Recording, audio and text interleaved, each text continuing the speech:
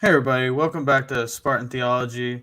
We're going to be talking. We got Rob from Sentinel Apologetics, and we got Merrick back, and we just had a few more thoughts about the debate. I think that Merrick did yesterday. We wanted to touch on, and then from there, we're just kind of having a chill hangout stream. But I think we were going to let Rob kind of go over what he thought about the debate, and then we'll go from there. So, pass it off to you.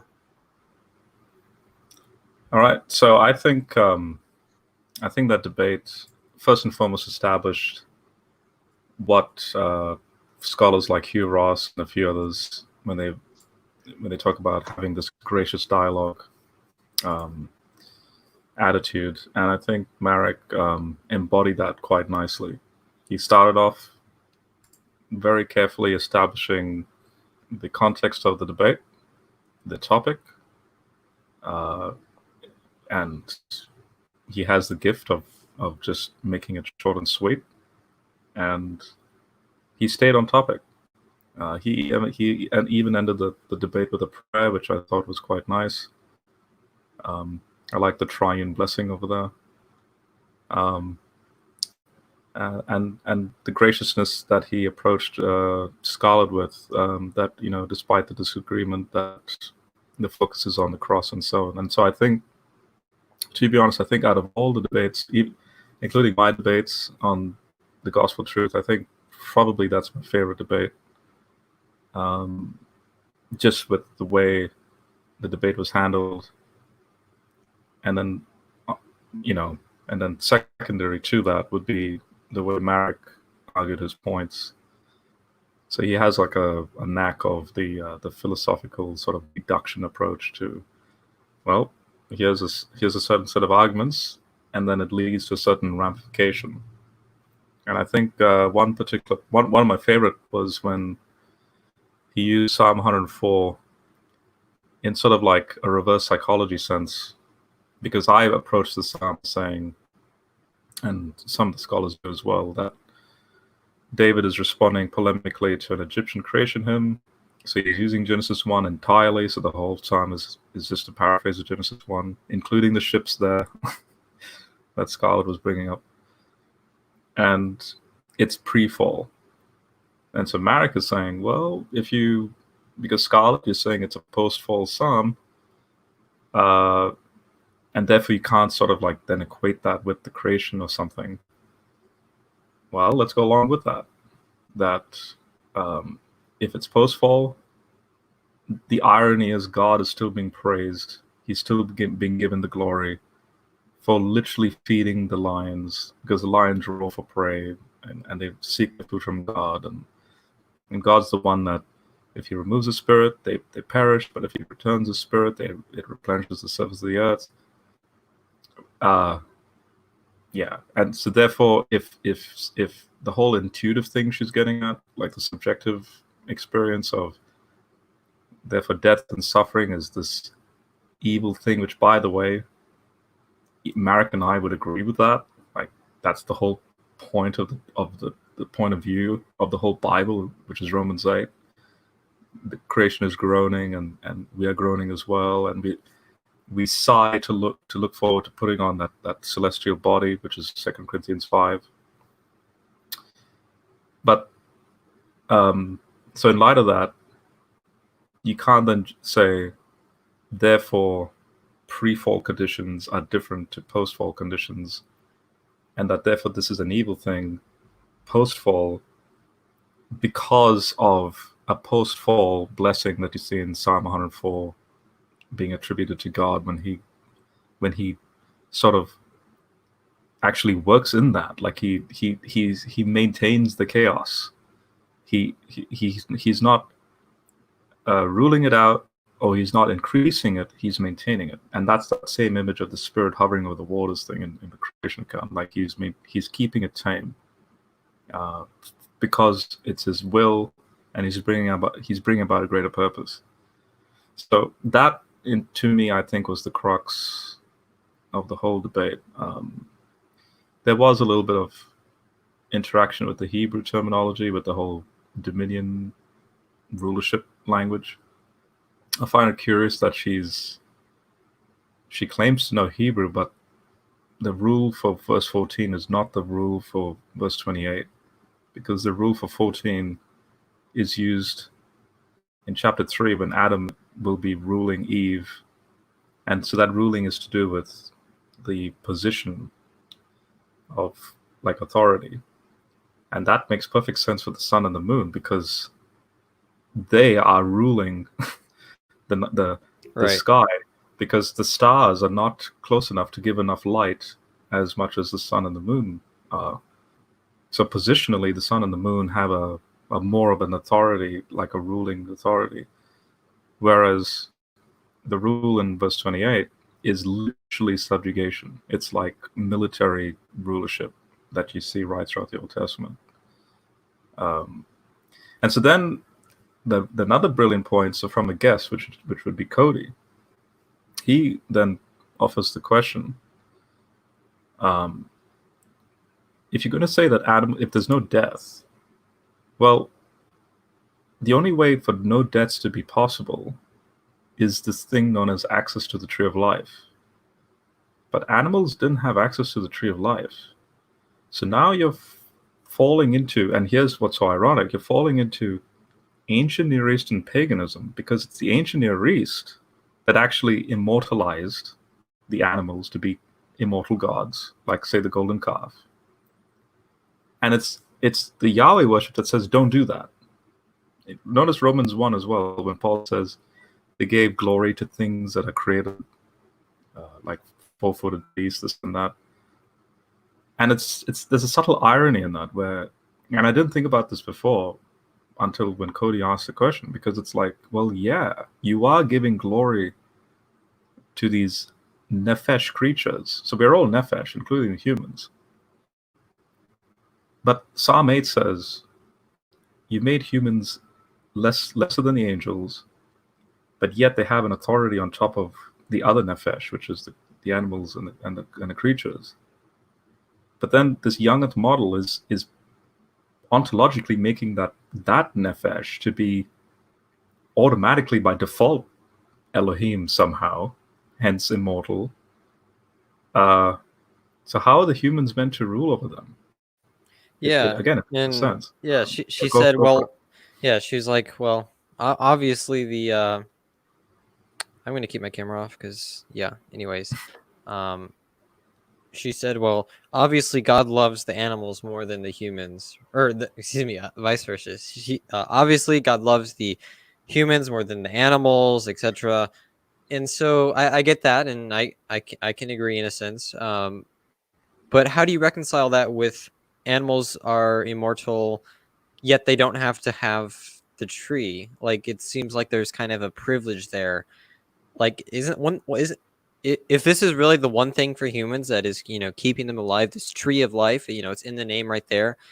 How do animals just get to bypass all of this? Mhm. Are they even relying on God for this if they just, they just are immortal? And then the other one was when, and I think Marlon, it was a good question on his part, but then I sort of noticed he was echoing, and to be quite blunt, he's echoing the immaturity of Scarlett's perception of that Eden environment. So like the whole, like, well, there was these two naked people, and then there's this roaming carnivorous lion, Yeah, it's just that and there's imagery. no protection. Mhm. I'm pretty sure when you're talking about cosmic mountain imagery in the ancient Near East, like Ezekiel 28, you were in the garden, this anointed cherub among the stones. Guess what? That stone language, you're talking about an actual temple-like structure taking place. You're talking about an actual, again, the ziggurat in Genesis 11, the Tower of Babel. That's why it was so blasphemous, because that's like an epic megastructure version of the tabernacle like structure that you see Adam. So when it says Adam's tilling the ground and so on, he becomes this high priest of the garden. And scholars will point this out, that whenever you have a high priest thing in Israelite religion, it's always this tabernacle like structure. Hence Cain and Abel, the sacrifice taking place, the altar that they make, that the city that Cain makes in Genesis 4. like outside Eden. So it's not just two. I mean, that's Western romanticism taking place, like two naked people with a little, like, they have like fig leaves covering their genitals, and Yeah. no, there's something else going on there, and and that was a brilliant argument you made, which they shot themselves in the foot, because it's like you're saying, okay, let's just go along. These are two naked people in the garden. Well, who's guarding the garden? And and and when they get cast out of the garden, well, if the whole earth is Eden, why do they need to be cast out? Right. Yeah. What's the And point? because there's and you see this outer darkness language in Revelation, like you have the New Jerusalem, so you're safe in that New Jerusalem, but those outside are in the outer darkness where that's all the bad stuff going on. So yeah, you have the cherubim defending the garden. So they don't have, you can't access the garden anymore. Then you're talking about that ontological change. I like how you were saying, yeah, lions were like as if they had no teeth, and the next thing is they're growing teeth. But then I couldn't help Yeah. myself but laugh at the comment in the side chat when someone said, lions eat straw just fine, or something like that. And I'm just thinking, you can't go that far with that type of like, either, yeah, there's just a limit to. I'm going to be rude here, but it's like there's a cognitive bias and a. I mean, Yeah. who can even make such a statement like that unless he's either trolling or joking? You can't be serious. There was a whole video on Standing for Truth's channel about like them feeding lions straw in zoos or something like that. Like, it blew me away. I mean, I said the same thing. I literally left a comment on the video like, you have to be trolling. Like, this video cannot be for real. Yeah. It was like talking about how like during like a depression or something, like they had no meat and the animals lived in the zoo. Yeah, and didn't die. They There's- did just fine. Yeah. They did not survive. Because I've seen that argumentation. There's papers on that. There was two particular lions that were fed a vegetarian meal, and they died soon after. They didn't. They were exceedingly malnourished. In other words, a cat is 99% carnivorous, and yeah, it's, I don't know, and then you get into this is a type of theosophy. So theosophy is a type of, think of it like the the James Randi, like when he exposes those fake people that claim to know magic, like supernatural magic. So they sort of work on the placebo effect. So theosophy is in that realm, but from a theological sort of bent to it. And Michael Heiser brings this up. Like, someone asked him a question: did Adam and Eve poop? And so and the questioner was sort of implying, well, going to the toilet involves what? Thermodynamics. And what does thermodynamics involve? Well, entropy and decay, like digestion and blood flow, and so, and energy expenditure, that sort of thing. So therefore, if that's happening, then decay is happening and entropy is happening, which means aging is happening, which means death is happening. And so then he's basically saying, well, Adam and Eve could not have pooped. And so Heiser comes in and says, this is classic Theosophy 101. You've literally gone and made Adam and Eve, and it's a German word, an Übermensch, or Superman. Yeah. Literally, is Adam Clark Kent? Like, so when God chucks Adam and Eve out the garden, does God like infuse Adam and Eve with kryptonite, and that's why they're dying now or something? It's ridiculous. It's absolutely ridiculous. So yeah, but anyway, that's, in a nutshell, that's pretty much my observation of the debate. And I think the big takeaway is your mannerism in that debate It certainly taught me how to approach it more gracefully as well. I think it's taught everyone that. And yeah, no, you've definitely. Oh, and by the way, that when you brought up Romans 8 and you were like, this is connected to Isaiah 24 to 27, I was like, I've got the paper.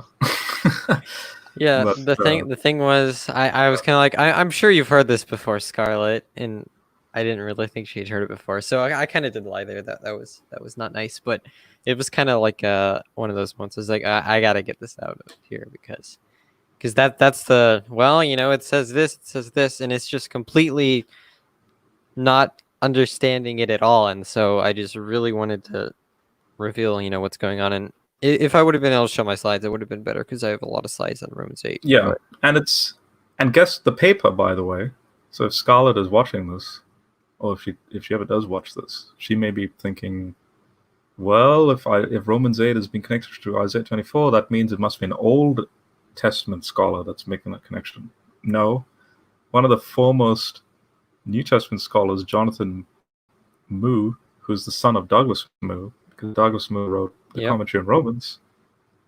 He wrote that paper, and he's actually, with his father, published a whole book called Creation Care on exactly that topic. So, yeah, it's a 2008 publication. And, yeah, it's really good. We got a question in the side chat here for you, Rob. Can you ask Rob what 3 books he would suggest about Binitarian, Second Temple Judaism? Kind of a random question, but... Oh, 3 books? I would say the classic one would be Alan Siegel's Two Powers in Heaven. The next one would be Benjamin Summers' The Bodies of God. And some papers by Daniel Boyarin, Boyarin. He's another Jewish scholar. So he literally calls it Two Powers in Heaven and Metatron. That's more of a general paper. And basically,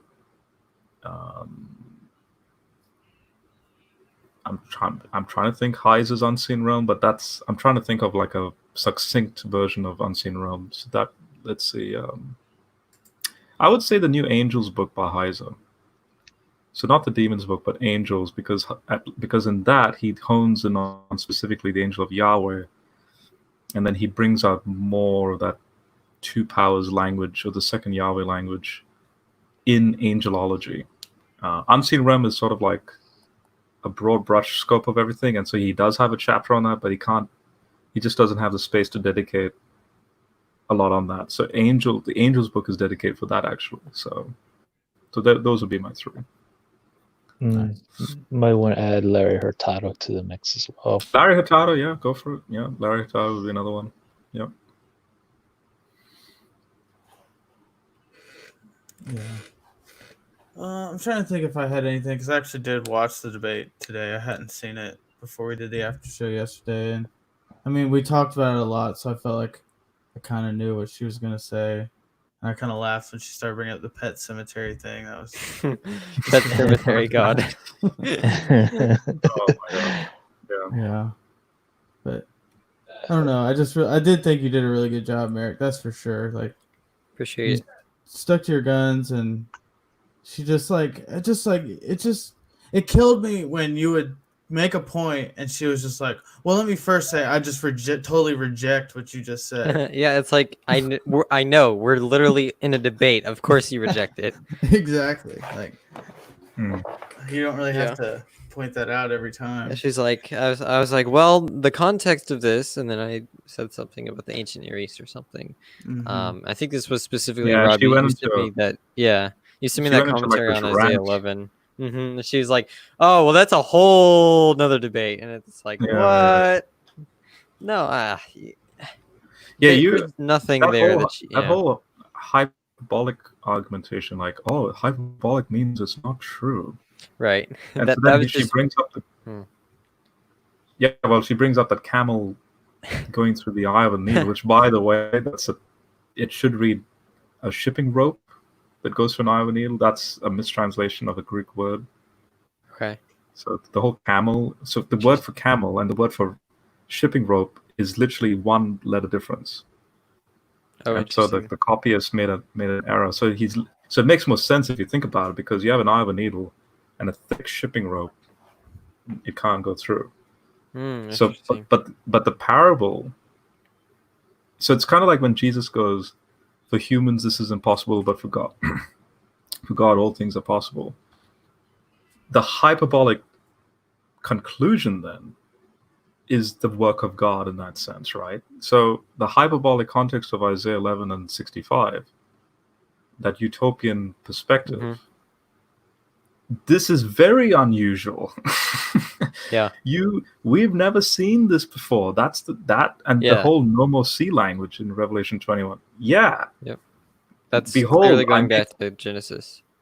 Notice how God in Revelation 21, notice I make all things new. This is something that has never happened before. So if Right.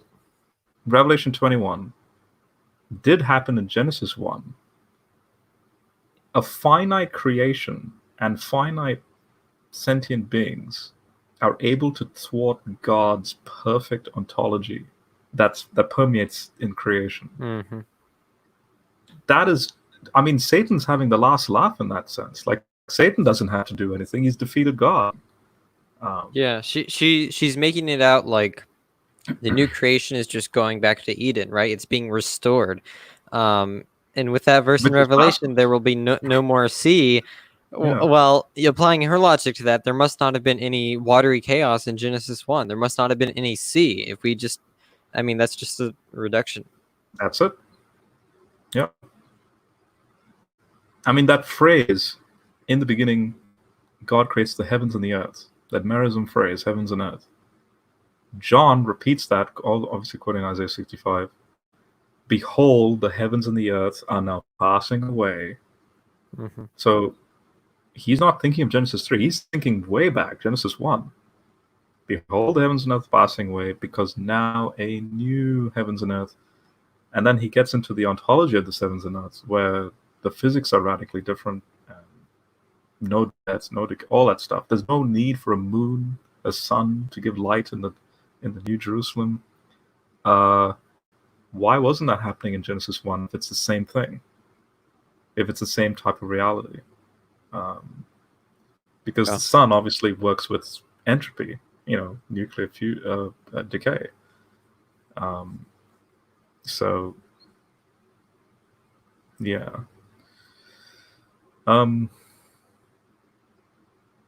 Something else slipped my mind, but yeah, you guys can go ahead. Well, she knew Hebrew, right? Or did I mishear? Or did I mishear that? She said that. Honestly, I don't think so. Well, she talks a lot about it on Facebook. Well, I'm engaged with her, and I'm not wanting to put her on the bus, but from what I could tell, I don't think so. I don't think so either, because if you know Hebrew and you recognize the verbs rada and kavash, then, I mean, those are used for violence, subjugation, and military occupation. In modern Hebrew, the word for... I was shocked that she said it only occurs here. Well, this is the whole point. If you know Hebrew, you're talking about, if you take the lemma of that construction in Genesis 1. Oh yeah, that appears, and that's the point of Josh's dissertation.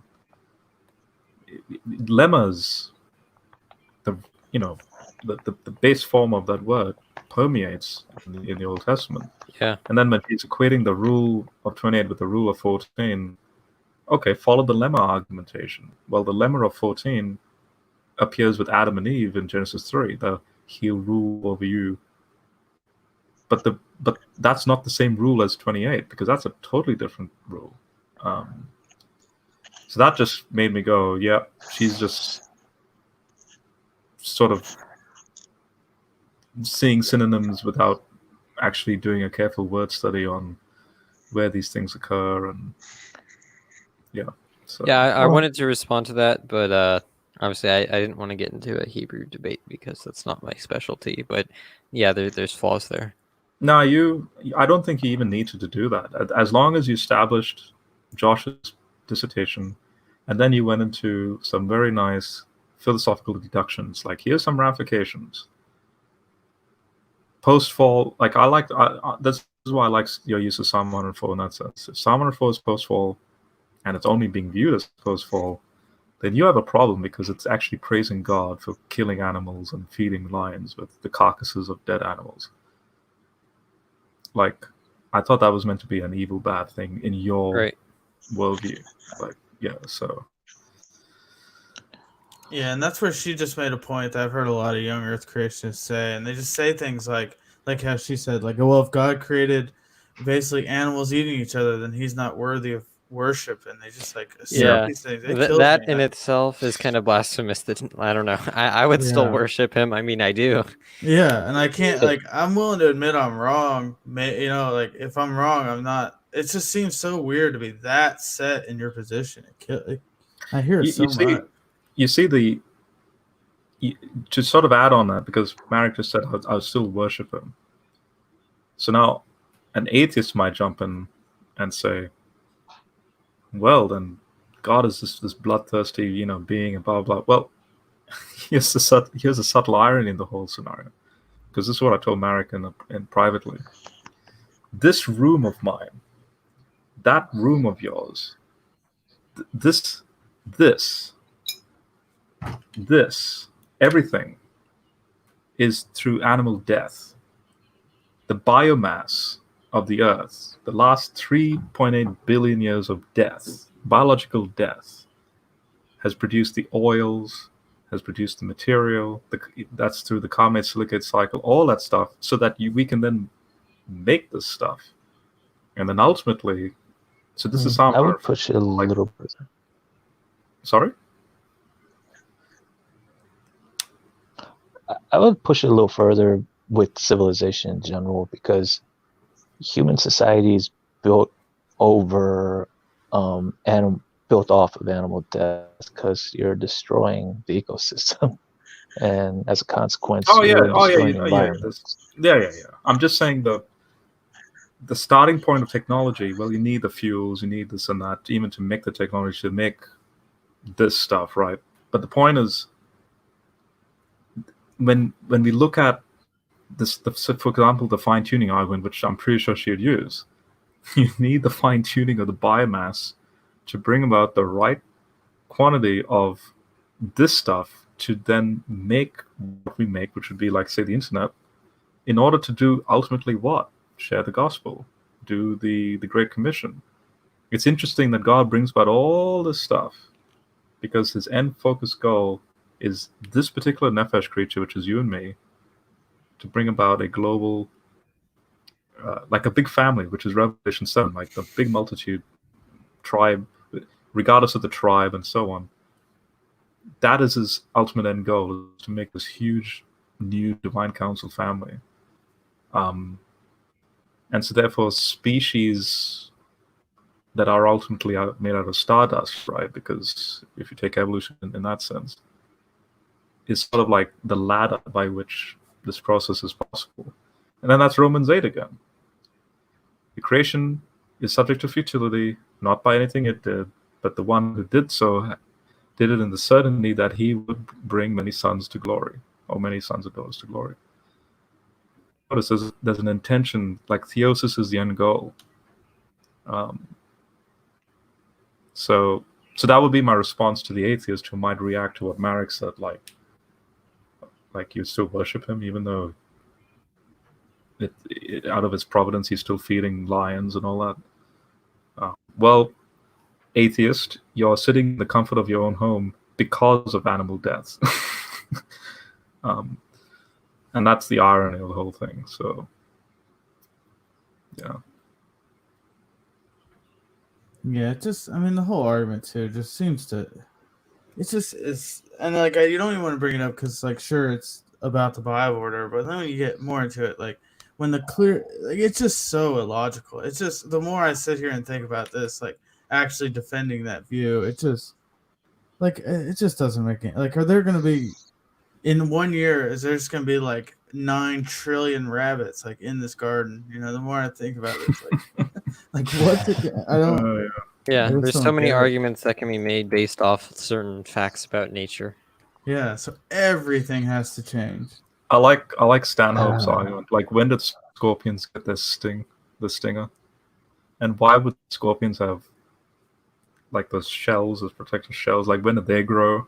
Were they like It's were it's they a like joke. nice, soft, like cute little scorpions that were nice and kind, and they didn't have Uh-huh. claws and Yeah, and Answers in Genesis, you go to the Ark Encounter, it's big mural of the lion is laying down with Adam, almost as like a pet. I- Oh, you're gonna I do love that this. with a scorpion? Actually, my favorite is the Velociraptor. Yep, with- with I the I was about to watermelon. say, we do have to admit that they think the T-Rex is there too.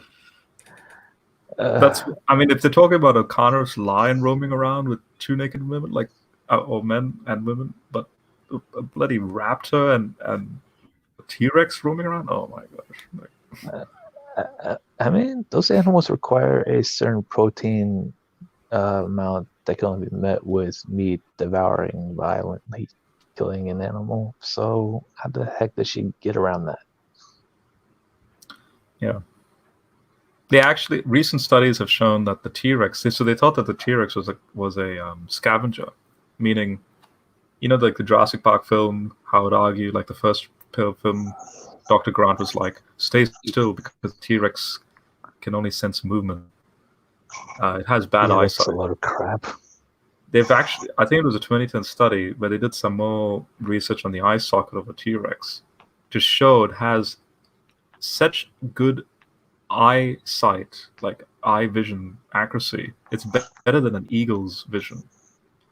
So literally from like a mile or two away, if it spots you, it'll come after you.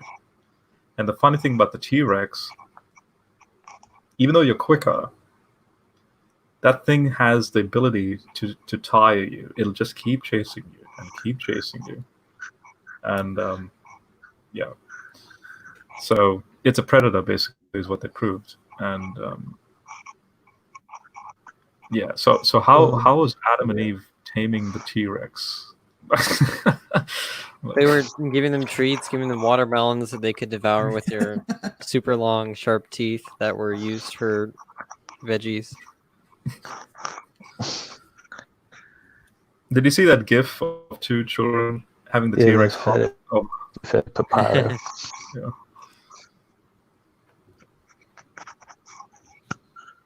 Yeah. Anybody else? I don't know if I have anything else from the debate specifically, but Well, there's just one, and I was talking to Merrick about it earlier on Facebook. Her appeal to intuition. Like, how the heck does she justify that? yeah, and it was like only if the intuition goes with scripture, and then it's like, okay, then what's the point of talking about the intuition? Then let's just figure out what scripture says. It was a really strange argument. No, yeah, Coach. she in the same breath, I wouldn't be surprised if she were to go to say like a Muslim actually no, let's not say Muslim, say a Mormon, because Mormon's a more direct example. If the Mormon goes, I have a warming in the heart that Joseph Smith is the prophet. Yeah, that's the intuition argument. And then this warming in the heart confirms to me when I do read the scriptures. Because look, Joseph Smith just matches what the scriptures say. Yeah, man. I wouldn't be. I would bet you that scholar would be like, no, we have to be critical. Forget about your intuition. We have to be methodical and critical about how we approach Joseph Smith. And then she'll go into the scholarly stuff and so on and so on. Then do the same thing with this. Unfortunately, she doesn't. So. That's another thing I found odd, that as Merrick brought up ancient Near East, it's like it triggered some. She's like, no, can't do that. No ancient Near East. The Bible is special. It was there. Give culture, but it's special. how, yeah, it is in some sense, but the general cultural and theme behind it, the motifs, all that was not really that different from the general ancient Near Eastern culture. Like cherubim, seraphim, the way the temple was established, the cultic sacrifices, and the idea of sacred space. It wasn't really entirely that different. Yeah, that, and I think that it just seems to discard clearly.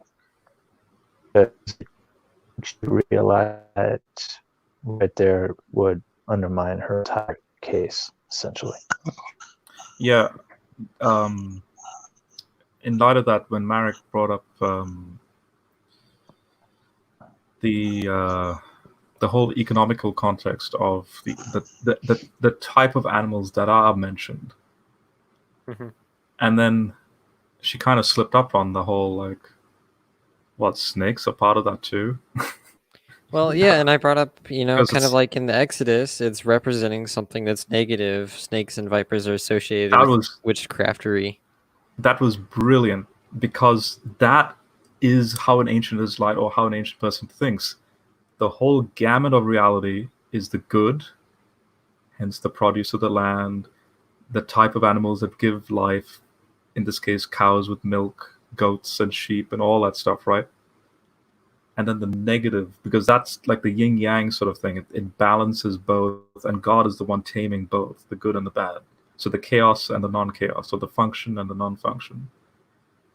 Things like the snake and so on are the counter to that. And so that, again, was just a brilliant way of going, yeah, these two images technically blend. Because the snake and all that, because don't forget, they're also thinking in a three-tier universe sense as well. So you have God, and then the terrestrial realm, which would be humans and the good stuff with the animals. But then the snake is this, it's like just about skimming into this Sheol way of thinking and this underworld and the bad way of thinking, where in this case, death is encompassed with that.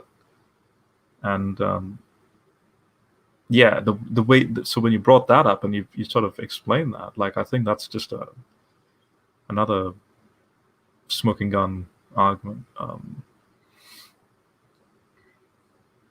I mean, that's the whole reason why you have the snake in the garden that completes the circle.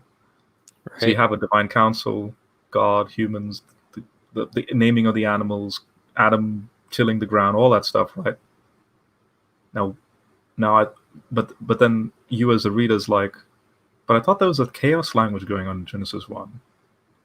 Here's to sort of balance the goodness of the garden, now this entering this Nakash figure, this serpent. But obviously Nakash can connotate shininess, which means it's a divine being. So again, that's that very complex layering of who this entity is. But ultimately, it's to communicate. It's the chaos trying to win. And again, how does God react with that? Well, there's the cherub keeping everything at bay, and so yeah. I don't know. On my Facebook, I clearly said, I was like, look, I don't know. You may have been confused by my term. I was like, Scarlett and younger Christians like her need to let go of neo-Asherianism. Oh yeah, that's from that proof. No, what's that guy's blog? Oh, so you're aware of it? My friend Zachary Lawson's. Okay. Now we actually coined that together because it's after Bishop Usher. Yeah, that's so awesome. Neo-Asherian. Yeah. It kind of undermines their whole thing of, well, this is orthodoxy, which it isn't. Yeah. So I'm glad that you picked up on that. So that's good.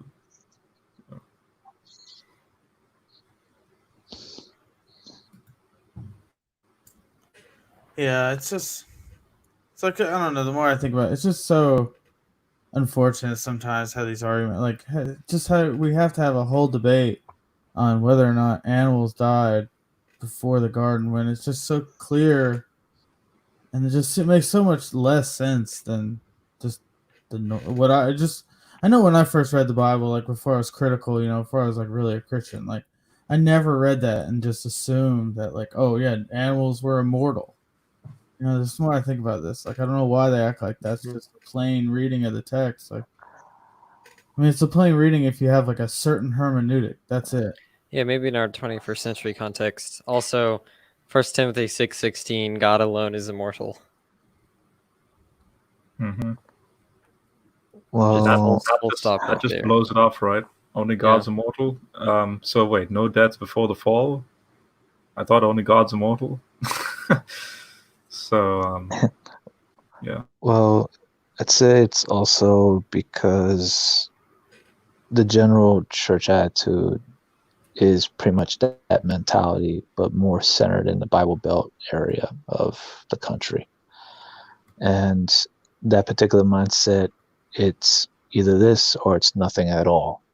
So there's that dichotomous mindset that's really involved in it, and it's ingrained. And when you constantly expose yourself to that, you over time really believe that that is the case. So a lot of times it's a very defensive attitude. Mm-hmm. Sorry, go ahead. Oh no, sorry. It's just painful. Like, we're both a part of the same Baptist convention. We agree to the 2000 Baptist Faith and Message, or the 1689 Baptist Confession of Faith, and there's nothing in there in those two confessions or creeds, anything that would put me out of orthodoxy. Yet she was treating me as if I'm on this other level, while I have this pagan cemetery god, like pet cemetery god. It's just, I don't get it. I feel like she's just disregarding 2,000 years of church history, where the church has been divided on this, because it's a very nuanced topic that isn't salvific or anything like that.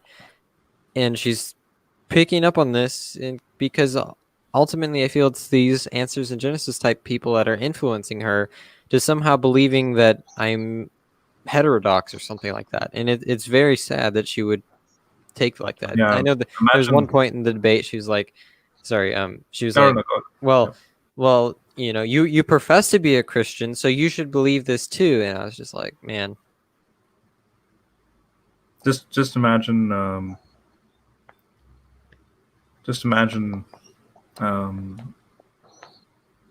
when, I mean, if she's accusing you of heterodoxy, yeah, Basil and Aquinas, when you brought up those quotes, the audacity to call them unorthodox. It's like they helped define orthodoxy. Good luck with that. Basil, brilliant, just a brilliant bishop of Caesarea, and Aquinas, like, come on. This is the height of arrogance to suggest that. No, I'm, you know, obviously her emotions. I'm just going to focus with the scripture. All right, focus on the scripture. No, wait, my feelings are coming in the way, and that's how I'm going to interpret the scripture, with my feelings. Yeah. Anyway, but yeah, I actually watched a video today from Ocean, the polytheist. I don't know if you're familiar. I'm sure you've heard of him. Yeah, Ocean's a good friend. Yeah. But he put out a video where he had like some interaction with Braxton Hunter on Twitter, and it was pretty interesting. So he was talking about like mythic literalist, or whatever the exact phrase, but basically like the polytheist version of young Earth creationism, where you just take these myth texts as completely literal. And it was pretty interesting to like agree with him against like what like I see a lot of Christians say, you know. It's just it was a pretty good video. I actually do recommend watching it. Who, Braxton was agreeing with no, Ocean? Ocean. Like, I was agreeing with Ocean. Oh, okay, yeah. And it wasn't like necessarily going against Braxton. It was like a Twitter engagement. And Braxton was like, I'm agnostic about evolution. So it's just like, I see. So it's more like just this like writing off of science right off the bat. You know, it's just how much of an issue that really can be. Like, and he was pointing it out for like his side. You know how it makes these polytheists seem like fools, but I mean, I think it can be said the same thing for a lot of Christians. Okay. Animals being immortal, like you're just taking it too far. Yeah, Ocean and I go a while back. He's a nice guy. I like Ocean. Yeah, that's I've always enjoyed some of this stuff. They sent me one that was like a video about like Yahweh getting defeated by another god or something like in like two verses. So I don't know. It was I wasn't familiar and I just didn't respond. Mm. But most of his stuff is pretty good. Yeah. Well, and I hate to bring this question up. Are like, what exactly are we doing to correct this problem? I mean, Merrick Good did question. something. Merrick did something. He took one of the proponents of a certain movement that propagates some of this and engaged with her and dialogued with her and got the issues out in the open for all to see. Well, you're going to have to figure, are we actually reaching the people that are being spoon-fed this? To be honest, let me put it this way. So that's a good question, and it's one of the reasons why I wrote what I wrote in a brief on my Sentinel page, Facebook page, when I said that I can sort of like sleep well tonight or something, because Hunter and I, well, I'm 32 now, and Hunter is a few years younger than me, but we were getting a little bit anxiety because good, faithful men of God, we are old enough to have lived through good, faithful men of God dying. Obviously, recently Norman Geisler passed away, then R.C. Sproul passed away. Now Ravi Zacharias has got that terminal cancer thing going on. I can think of many others that are currently living that are like close. And I won't share too many details about my personal actions, and Marek knows what I'm getting at with that. But the best that I think, so Hunter and I discussed this, and I think the best that we can do is just be ourselves. Obviously network the way we do. Online is one way. And just produce content so that it's just there. People can, I mean, we were just talking about this a moment ago offline, this whole apologetics thing. And there's all these marketplace of ideas out there. You can't help it. So if the next, now Marek, he's young. This is why I can rest easy. Because just him alone, if at least I can see that there's just one person, and there's another one like Cody and a few others, that can, because now I'm in my 30s. By the time Marek is 30, I'll be like 45, nearly 50. And I don't know what will happen in my life. But at least I know that we have Christians like Marek who can embody, first and foremost, the Galatians 5 fruit of the Spirit type attitude, which, in my opinion, trumps knowledge, I guess. Because that's the fruit that I notice in the debate. And that's what we all have to embody. And so then offline, and I think I mentioned this online, but offline I refer to Ephesus and Revelation, because the whole thing that we can learn from that letter is that Ephesus lost its first love. Why? Because they were too focused on doing apologetics. Because they were literally at the forefront, like defending doctrine and so on. The first love was, what does it mean to be a Christian, a Christ follower? And this is another thing, in fact, I was discussing with Cody a couple of hours ago about the mannerism of the way Marek was going about the debate sort of echoes the innocent children of when they approach Jesus. So Scarlett was being quite derogative, but there's a subtle truth in that about how Marek "Oh, you're not old enough to know about a newspaper," and she's going into genres. Oh my and gosh, themes. my mom got mad at that. Yeah, my mom was like, "You think my son doesn't know what a newspaper is?" but if we go along with this argumentation, there's something about the innocence of a child of God, especially from a young age, that when they then go into, the real world, the way you like. In fact, Bible nerd and me would be old enough to sort of, we've seen things in life that are just crazy, that I know Marek hasn't seen yet, and I pray that he doesn't. But if he does, then God's grace will be in that context. But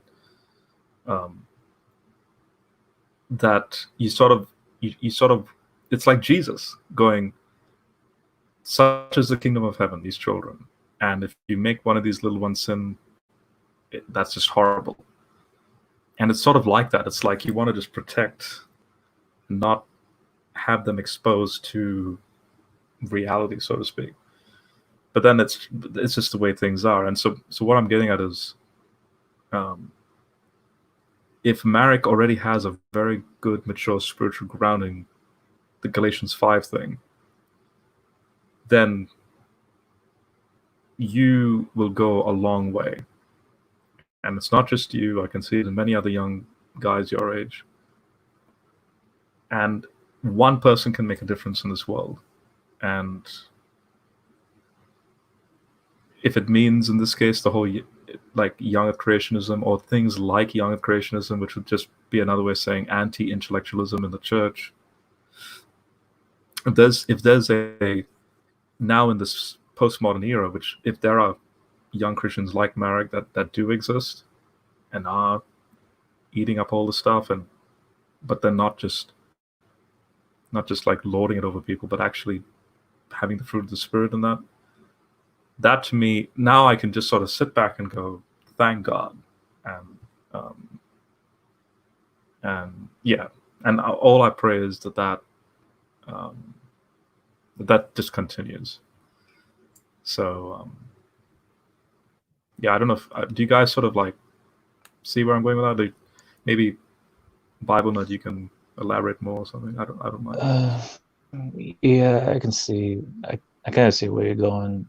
You can rest easy because you, and correct me if I'm off from what you were saying.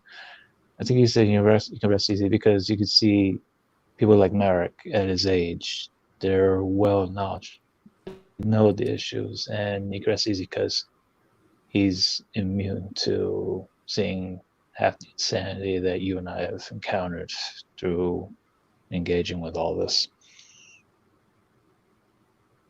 And we could positively and really rejoice at the fact that we can entrust at least the future to people like him at his age for the future. Yeah. I think that's what you're trying to get at. Yeah.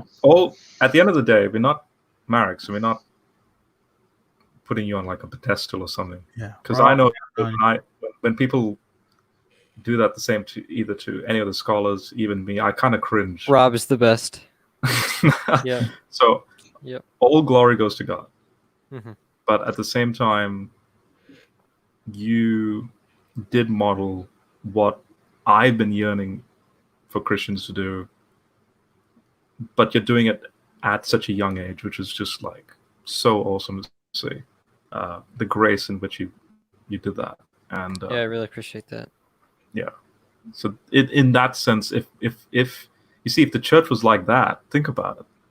The whole iron sharpening iron terminology would actually then be more applicable in that sense. There was no iron sharpening iron if you have this cognitive bias kicking in, which in this case would be Scarlet. But I mean, I've seen you interact with other young creationists that are our friends, and then it's interesting how, just putting aside bias, genuine iron sharpening iron takes place. Yeah. So yeah, on like a practical note, I've been like, I just kind of started my channel, and when I first did it, a lot of it was trying to respond to young Earth creation, and I've kind of moved off of that and started putting out like a lot of my own content or whatever, focusing on other things. But I recently, and I don't know why I'm still subscribed to Answers in Genesis. Like I did it at the beginning just to like have content to respond to. I never stopped. And I saw they put out a video. It was like thousands or millions or whatever was like the name. So I'm like, oh, this sounds like a summary, and I watched it. And I mean, they just like, I mean, there's some things in there where they just lie, and that really killed me. Like they had a part about potassium argon dating and how they like, oh, we dated this rock from Mount St. Helens. We know it's 30 years old, and it showed 29 million or whatever. It's just like, and I just looked at first Wikipedia page says, like, if you're under like 100,000 years, you literally can't measure it. You know, it's like essentially trying to measure an ant with a yardstick that's or like a mile long yardstick. You just, I mean, it's retarded. You can't do it. And so I'm like, you're just lying. And so I wanted to respond to it, and I was like talking to my wife, and she just doesn't really like the whole idea of like going after other Christians. And so like that's kind of like on the practical side, like how do we kind of think about that, you know, because like they are Christians, like, and I was trying to explain to her, and she's not really in the whole thing, you know, she doesn't quite know all like the nuances and whatnot and how terrible this young Earth creation is. She just isn't like involved online and stuff. Well, you see, it's so easy. So whenever I'm in these debates, I go into like a teacher mode because I've been doing that for 10 years as a hobby job, and that's sort of, I think that's been like a blessing in disguise where, and I've noticed this with younger kids as well, because I teach up to university level and I teach all the way down to primary, and I find it interesting that the primary level, they definitely think outside the box more than the older folk, and that's sort of given me a way to sort of like put myself in their shoes to then problem solve it with them. Okay, that's an interesting thought. What would happen if you do it this way? What do you think would happen? Like that type of discussion. That translates to the way I talk with that Unitarian, for example, recently. All we can do is model that approach. Marek did do that approach quite nicely. The person, and so this is what then you have to tell, and I have this problem with my Christian friends, and especially in my family, like Rob, you need to be diplomatic. That's the key word that they use. You need to sort of just let it flow. But so now I'm at a stalemate. Do I just let it flow? Which then I know the ramification of that. People like the atheists you see online that are ex-young creationists, because suddenly they get this expose or some data point that then just crash burns their worldview, and then they become this radical atheist, when in my opinion that just shows laziness on their part. Like, why would you leave the faith just because younger creationism has been proven wrong? So do we just let it flow for that to happen, or do we engage the community to not allow that to happen? But then you see, if I do it that way, then I'm sort of going against God's providence in that role. So yeah, it's a very gray perspective. So then I think the ultimate answer would be the Galatians 5's fruit of the Spirit. Just be you. In fact, 1 Corinthians 3, the whole you be the one sowing the seed, God's the one that plants and waters, and yeah, that's what Hunter and I are getting at with the whole, like, we just produce the content's there. You're to blame if you don't eat and drink from that content, which, by the way, it's not our content. It's sort of like a synthesizing of good evangelical scholarship that is God honoring, and it's for the benefit of growth. And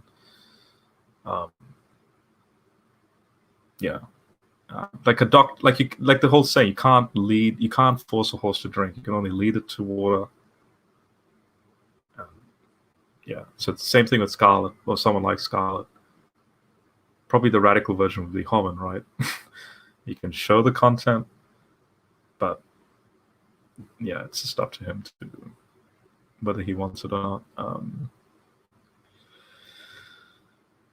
Yeah, I think we should not be, because back in the 80s and 90s, in fact, Bible Nerd will be old enough, I think, to know where I'm going with this. But back in the 80s and 90s, if you remember Walter Martin, where they were, so Dave Hunt, Walter Martin, they were what they call themselves the heresy hunters. So they'd actually purposely go out and find problems with the prosperity gospel groups that was emerging back in the 80s and 90s.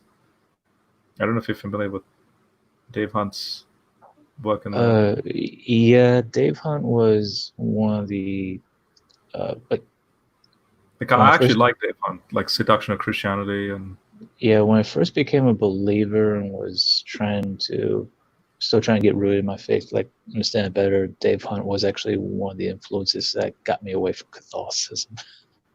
Yep. So those guys were back in the 80s and 90s. The emergence of the New Age and all that. So, which is now rampant in the church with the whole prosperity gospel thing, the Word of Faith movement. Mm-hmm. But back then, they were seeing it, and they were scared. They were just like, Dave Hunt passed away in 2013. If only he was alive now to see what's become now. But yeah, they were like what they call themselves the heresy hunters. That's one area where I would disagree, that Christians should not. Again, that's the Ephesus attitude. If you go down that path, you lose your first love. All you care about is correct doctrine, which is, again, not a bad thing if you care about correct doctrine. But if that becomes like an idol, Galatians 5 goes out the window. The whole fruit of the Spirit, So I think Marek, and this is the beauty of the debate that Marek had. It's the blend of Ephesus without losing the first love. That's literally it. So then that's a encouragement for Christians like me, because I can be the Ephesus that if I come across someone that just grinds my gears, I will lose that first love. So that's a sin I need to deal with. And that's an encouragement to me, like a reflection to go, no, don't do that. And I think your wife would agree with that. Like, if you model it like the way Marek modeled it, then there's no problem. So. Well, Rob, not to bring that up, particularly the fruit of the Spirit and how you deal with issues like that. Like, are you going to do it in a loving and patient manner, walking in the fruit of the Spirit, or are you going to be militaristic heresiologist in dealing with the issue? I guess my question would be, do you believe that there's a time where you do have to be calm, and that there's a time where, like, say, there's a situation where you are compelled or are forced to be a little more aggressive in your approach? Yeah, that's a whole other layer on it. No, I think there are moments with Jesus and Paul, because when Galatians is actually a very angry letter. So if I wanted to just Galatians 6, I think it's verse 12, why do you hate me because I tell you the truth? And yet ironically, in that angry letter, he's talking about the fruit of the Spirit. But I think you have, that's the beauty of the Bible. It's a human book at the end of the day. That just shows real human emotion. And yet and even through that, which I think is wrong, the way Paul's attitude was in Galatians, that angriness in the letter. But the point is, indirectly, it's showing, okay, but what's the fruit of the Spirit? Because that's a divine truth that supersedes everything. And that then becomes the theoretical model by which, regardless of where you are and what you do, and the 1 Peter 3 attitude as well, with graciousness and love and patience, you respond to those. which, by the way, it's a different context about that. But either way, we'll go along with that. That goes a long way, in my opinion. I tested it out with Jehovah's Witnesses recently, not too recent, but a couple of months ago. And sure enough, it does work. You can be combative and you can be very gracious. The combativeness doesn't help. Graciousness does. Marek showed graciousness, but Scarlet started to, like a hard drive needle, like wasn't really working the full, rotation. It was sort of like eh. But then Marek was chipping away, and then slowly Scarlet was sort of nodding. If you remember, she started to like smile and nod a little bit. Yeah, there's kind of a progression in the debate a little bit. Right, but notice that's only possible because of Marek's graciousness in the whole thing. Yeah, when she started acting that way, I think that's when she started to feel cornered, and then Marek was trying to calm her down, basically reassuring her that this is not some. Which I think is good. Yeah, I think that we're not trying to win, and that's the thing. We should not try and just win a short-term thing. This is long-term ramifications. Who knows? Scarlet down the track will suddenly it'll just click. Oh yeah, wow. And it's because she cared about what Marek said, because of the way he treated her in that sense, rather than the wittiness that you see me do, especially with that Unitarian group. Yeah. Like like a few hours ago, you saw me the way I was talking to them. So. Yeah, I mean that kind of goes back to my question earlier about what are we doing? And I talked to me and Marek talked a little bit on Messenger on Facebook about this, particularly how you justify your position, your belief, witnessing of Christ, and like particularly with the intuition issue. Say somebody like her or herself, she engages in a similar format, but was a non-believer, somebody who's apostatized from the faith, and they have the knowledge and the background of, like, say, you and me, know the issues, and that person literally puts her to shame by destroying her entire position. So that's kind of what brought up the question earlier about what are we doing about it, because if we don't do it, I guess what's run through my mind is if we're not doing this, we're dooming the church to fall into the hands of agents. Yeah. In fact, it's interesting because using the 7 letters and Revelation of the 7 churches, Ephesus was literally at Satan's, the whole Satan's throne thing, was literally at the doorstep of that. Whereas Laodicea was like way back here with full luxury, to have nothing to worry about. That's why they were lukewarm. They're just like, we don't have to bother about defending doctrine, and we don't have to bother about what's happening internally in the church. We just, it's just happy-go-lucky stuff, and so that's what I think what you're getting at, and that is it. That attitude can lead into a type of ecumenism, to use a Roman Catholic analogy, like, oh yeah, all of you can just join hands. It's all okay at the end of the day. We can be friends. And it can sort of very subtly slide into that way of thinking, and then that leads to destruction at the end. So yeah, I mean, like, I lost my thought on it, but like what you mentioned earlier, what you mentioned just a moment ago, with Laodicea just kicking it back and basically laying at the beach while all this mess is going off in the corner. Um, I can't help but think, like, well, that's come back to me.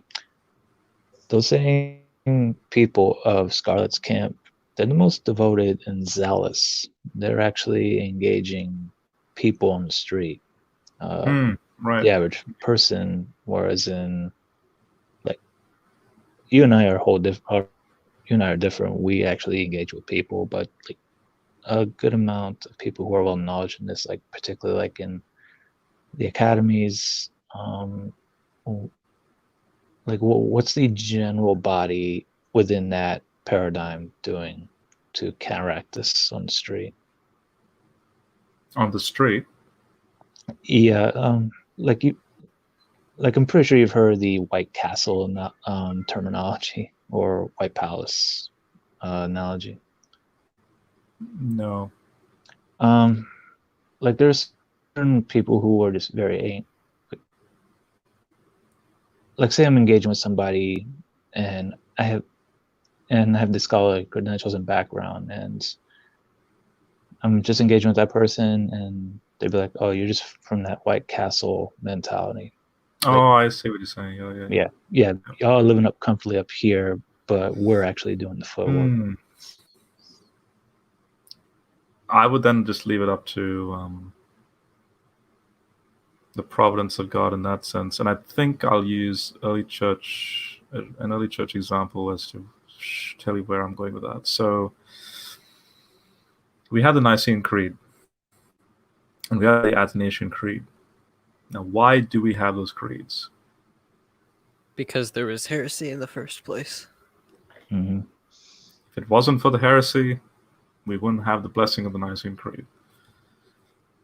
If we have young earth creationists, or basically even worse than that, say even as bad as say the Hebrew Israelites on the street, whatever, that's there, not in academia, where Athanasius was this scholar and the council was this academic thing going on to respond to the street discussions of that upstart Arius, and there was a vote, and obviously it was like 300 to something, and yeah, and that, you see, that's the paradox of the whole thing. It's like, leave it up to God. The church should maintain its integrity at the scholarly academic level, like it always has. Guess what? There are institutions that do maintain that. You know very well, Biologos. So these are more of the popular level, like Biologos reasons to believe that group. Heiser would be his more lone wolf, naked Bible thing. But yeah, we just have to just keep maintaining that. Or at the end of the day, all I'm saying is Marek should be an example of an imitation that all men and women, so boys and girls his age, they should be encouraged by that, and they should imitate that. I don't want it just to be Marek at his age, and so that's my prayer, because I know Marek, he's intelligent. He'll go into university. He'll go into college. He will be engaging with Christians at that level.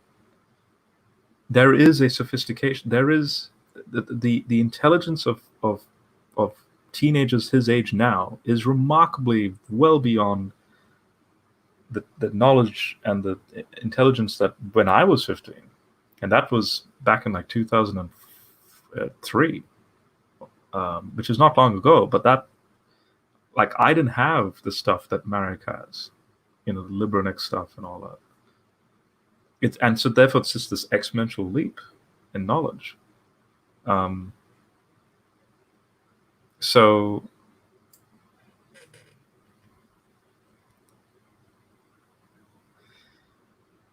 all is not lost, is what I'm saying. I don't think it's going to be.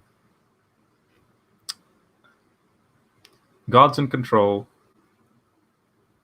we are living at the and this is Ben Stanhope's argumentation. Even Inspiring Philosophy said this. We're living at the best time as far as biblical scholarship goes. The Christianity is not losing. Like, people are not apostatizing. The church is growing, actually. But within that growth, you have compartments, and obviously you have these various camps, and then within those camps, other camps.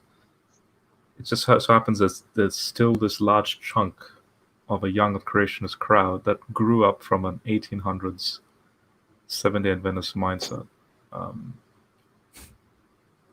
And it seems to be a very American, this young creationism. Yeah, unfortunately, America has not had the best track record when it came to, particularly with this issue. Right. It's really such a strange issue as I'm like really thinking about like broad, like it's like the church I go to, like I don't know, we don't really talk about it. Obviously, it's not like the most popular topic when you're just like going to church, but like I really don't know where a lot of people stand, but it kind of surprises me sometimes when like these people are like very well educated, like professional, and like maybe haven't put that much effort into like just your interpretation of Genesis. It's just doesn't seem to be a big topic, but still they just like default to you. Like I actually mentioned, so last night the reason I didn't watch the debate, I had a Bible study with a group of guys, and as I was leaving, I said, "Oh yeah, one of my buddies is actually debating right now about was there animal death before the fall?" And it's like they had to think about it, and they're like, "I guess not. I guess there wasn't." And I'm just like, it's weird how like the default position is young Earth creationism. I don't know. Yeah, it's almost cultural. I think what Spartan just said about engaging with your friends. So let me just put. So this is sort of to give you like a good news reaction. So I write studies. In fact, that's the reason why you have the central commentary on Revelation that I'm writing up, is because it's a compilation of all the studies I've written for this particular group, and it's mostly an Asian group, local to me. Now, they love the Bible Project. Now, guess what? Bible Project is that very current way of communicating the cutting edge of scholarship, and it's reaching millions. So I don't have to go into these like really in-depth scholarly, because and that's another thing I need to realize. I need to go, even though I just may regurgitate the scholarship, I'm sort of becoming deluded into thinking people can just get it. And that's why Bible Project is that it's designed to be the way it is, to just say it, but in a very nice visual way. So when I approach these Asian Christians, and the Asian community happens to be very visual in the way they learn, yeah, they just love it. And I'm surprised, because I'm like, how do you know about Bible Project? And they explain why. But the point is, all of them know about that. So then when I engage them with the whole young Earth thing, guess what? Very few are young Earth, which to me I think is a great news.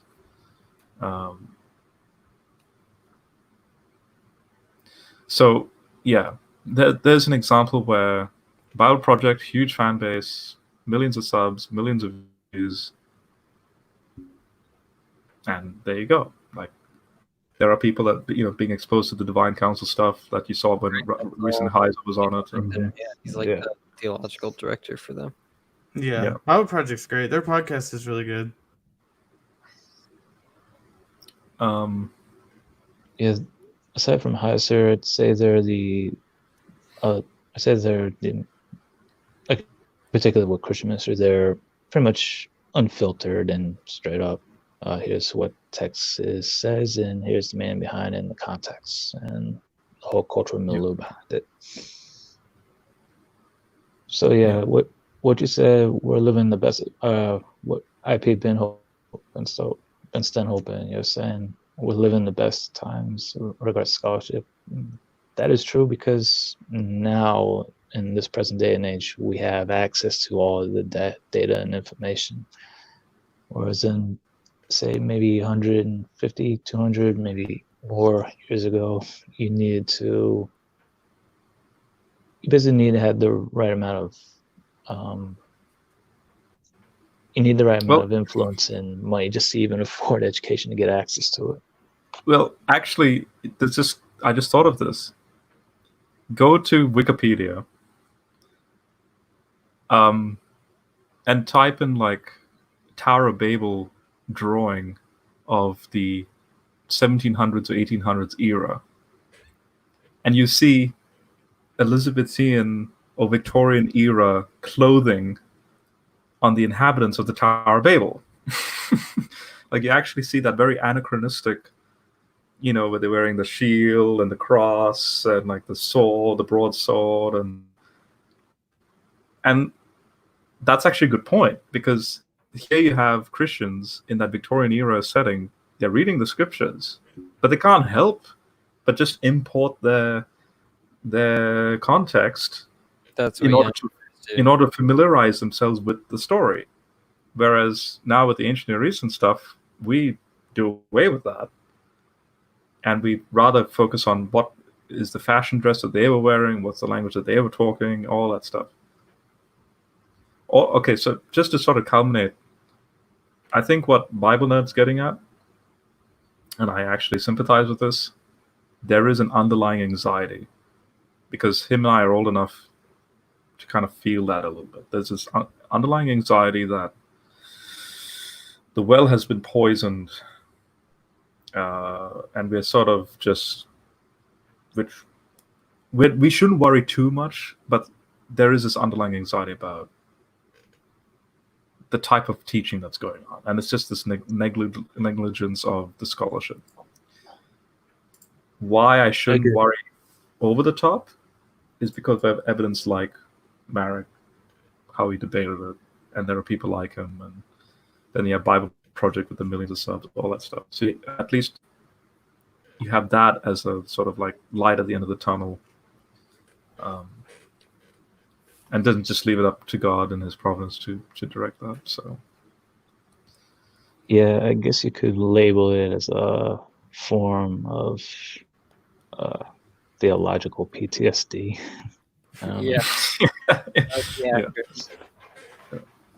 Yeah, we've seen it. We've been exposed to it, and we bought into it at one point. We escaped it, and now seeing it after escaping it and seeing it again and seeing it more, I guess you could say subconsciously just raises up bad memories. And typically when that happens, you're just reactionary. You're not thinking very clearly, so you just react against it automatically. Yep. So yeah, I was actually encouraged by a church down. I mentioned this in a Q&A. This is a church like 10 minutes down from my house. It's a very contemporary church, very like Hillsong. And again, these type of churches, I can't help but slip into that judgmental attitude. Like it's because it's big contemporary, it's very milky. And yet, I was encouraged by this. In fact, I was challenged by this. And you guys will laugh at this, but the series that they were running is called Party Theology.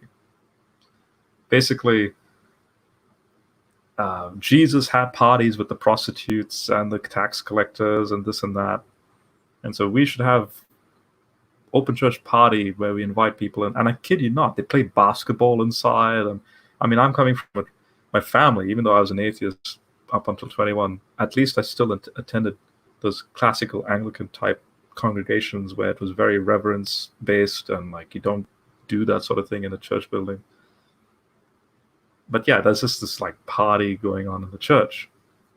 But before that happened, the pastor said, notice that it's not that the prostitutes and tax collectors have to accommodate Jesus. It's Jesus accommodating them.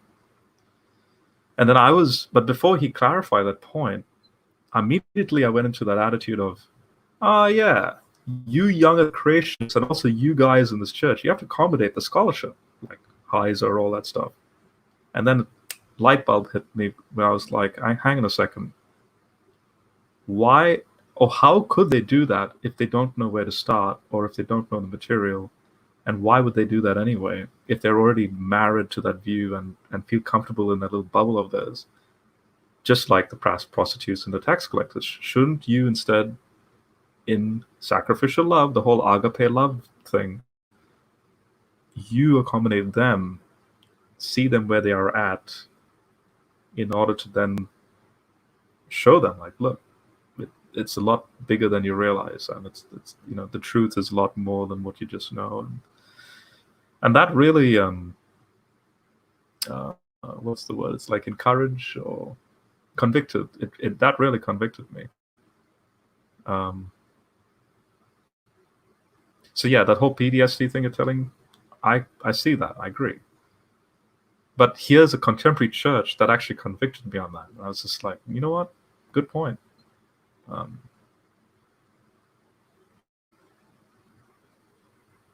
Yeah. Yeah, that's interesting. It's just, you're right. We have to it's just such like a balancing act as I'm sitting here thinking about it. You can't be super dogmatic. Like only if you're not reading the scholarship, then you're wasting your time. But you also can't neglect the scholarship. So it's and I'm trying my best to introduce these things into my small little church group, and sometimes they look at me like my head's screwed on backwards, but it is what it is. I bring up some ideas like divine counsel stuff even, and they're like, what? Yeah, that's how I feel in my church, because my church is all young earth. And I've heard this with Rob, leaving youth group with the Ginham Answers book, being told that on our... Oh, do you actually have that in the church? Yeah. The Ginham Answers book? Oh, yeah. Wow, okay. All four of them are in our youth room. And by the way, in our Kentucky trip, because we're going on a youth group trip, by the way, on our way back, we're going to visit the Ark Encounter. Yeah. Oh, wow. Okay. Yeah, so my local church body is incredibly young earth.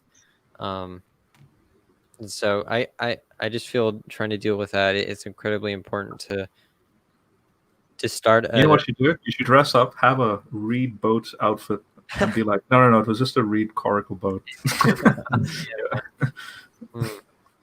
Yeah. Just to troll them a bit. But you see that, notice anything like that.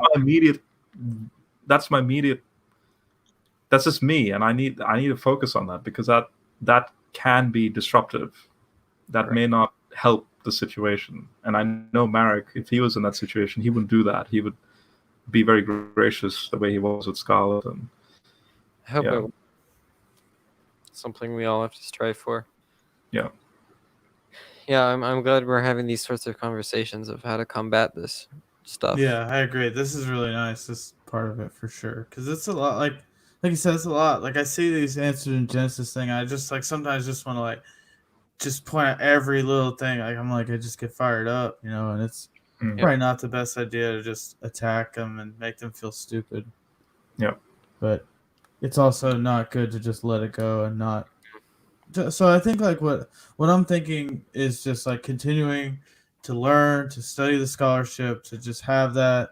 And whenever you encounter something that's where your point of view comes from. And hopefully someone sees that and that actually makes a lot more sense than this idea that I guess ants lived for thousands of years or something. I don't know.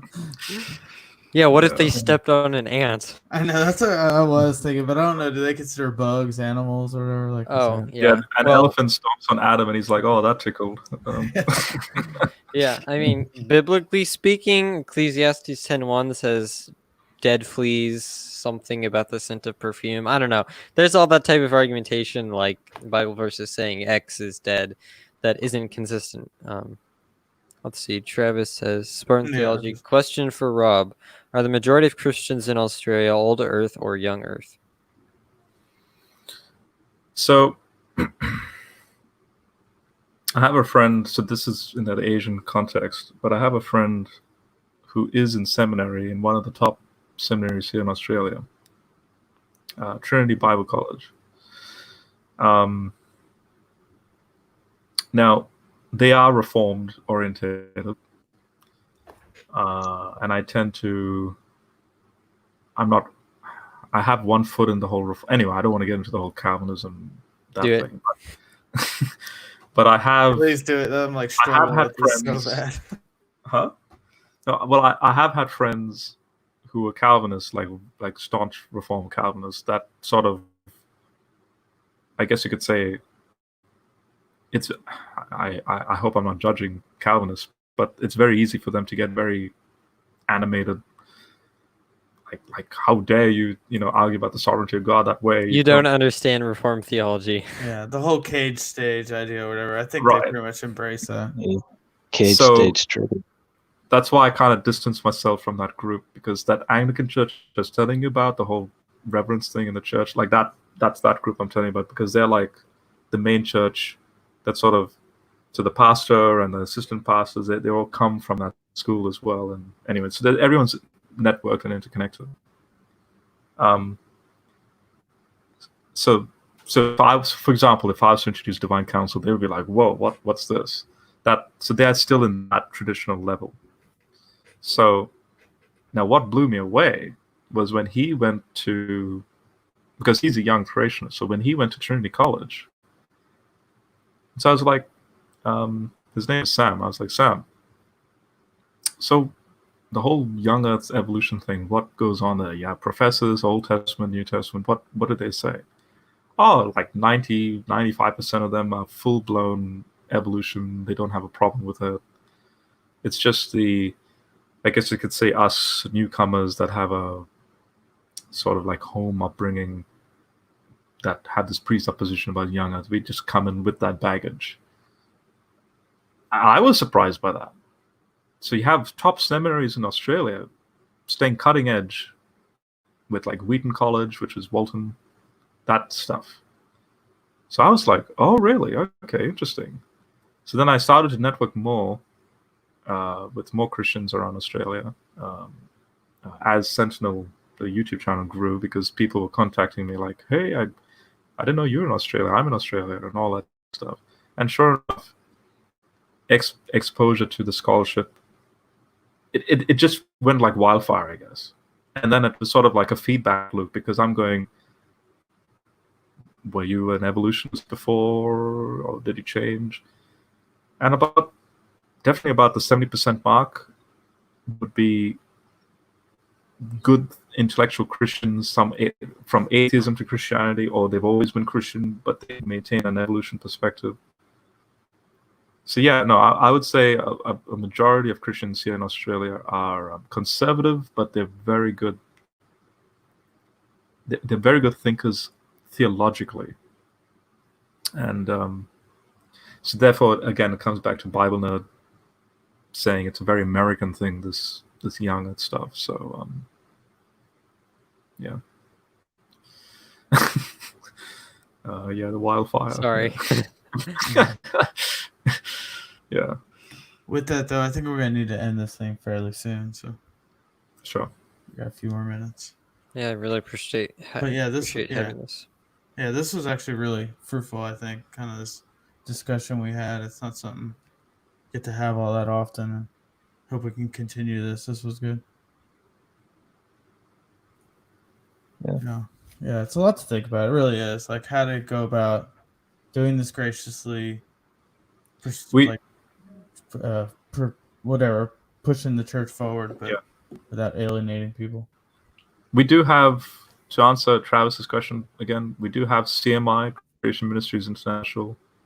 That is a Ken Ham offshoot group, because Ken Ham, he caused some problems here in Melbourne, Australia. That's why he went to America to continue his thing there. He's like, I'm a head out.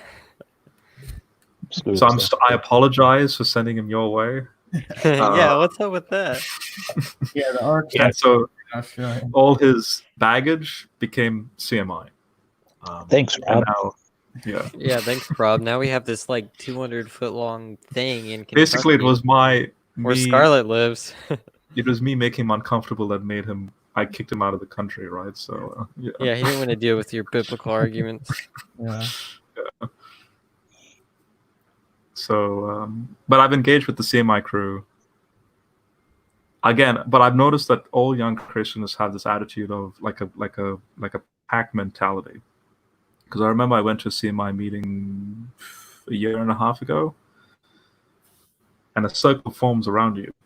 I'm engaging with the young, like teenagers like Marek's age, very bright. What about this? What about that? And I'm like, yeah, this and that. They get it. Then the adults start acting uncomfortable because they don't care about knowledge and learning. They got to protect their children from this dangerous heresy, right? Exactly, and that's unfortunate. So, the adults are a much older and much more narrower generation, whereas in like teenagers, the ones that you encountered, particularly teenagers, they have full access to the internet, so, and again, full access to everything on the subject of the sciences, etc. Their parents didn't. Their parents had a much more isolated echo chamber and very limited access to any sort of outside information. yeah. Totally agree. Well, yeah. I guess with that, I guess we can end it here. Sure. Well, yeah. I appreciate you guys coming on. Like I said, I think we need to do this more often. Hey, do you guys want to pray before we Yeah. close? Go for it. Yeah. I can I'll let someone else open. I'll close this in prayer. Thanks. Father God, we just want to thank you for gathering these Christians together from all over the world. It's pretty amazing. We can just come together so easily with this technology and hopefully learn more about you and learn more about your word, and hopefully can share that with other people out there, and hopefully people see this and can come to know you. God, we just thank you for that. Amen. Amen. Thanks. Yeah. Well, thank you. See you guys later. See you later, guys. you. God bless.